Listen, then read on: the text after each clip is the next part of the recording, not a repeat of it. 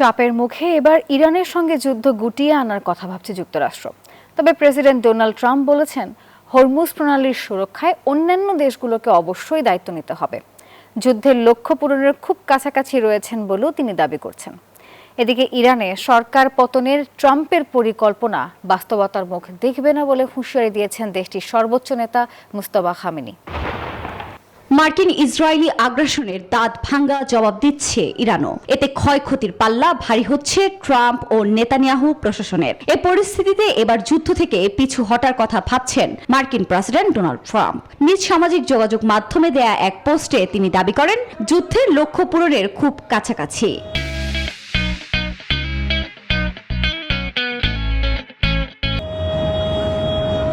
তবে হরমুজ প্রণালীর সুরক্ষায় অন্যান্য দেশগুলোকে অবশ্যই দায়িত্ব নিতে হবে বলেও জানান মার্কিন প্রেসিডেন্ট। যুদ্ধের সহায়তা না করায় ন্যাটো মিত্রদের কাপুরুষ বলে আখ্যায়িত করে কাগজের বাগের সঙ্গে তুলনা করেন তিনি। তবে ইরানের সরকার পতনে ট্রাম্পের পরিকল্পনা বাস্তবতার মুখ দেখবে না বলে হুঁশিয়ারি দিয়েছেন দেশটির সর্বোচ্চ নেতা মুজতবা খামেনি। একই সঙ্গে মাথা ঘুরিয়ে দেওয়ার মতো আঘাতের হুঁশিয়ারিও দেন তিনি। এরই মধ্যে অব্যাহত রয়েছে পাল্টাপাল্টি হামলাও। তেহরান, ইস্পাহান ও কারাজে যুক্তরাষ্ট্র ইসরায়েলের যৌথ হামলার নতুন খবর জানিয়েছে গণমাধ্যম। পাল্টা তেল আবিব ও জেরুজালেমে ক্ষেপণাস্ত্র হামলা চালিয়েছে ইরান।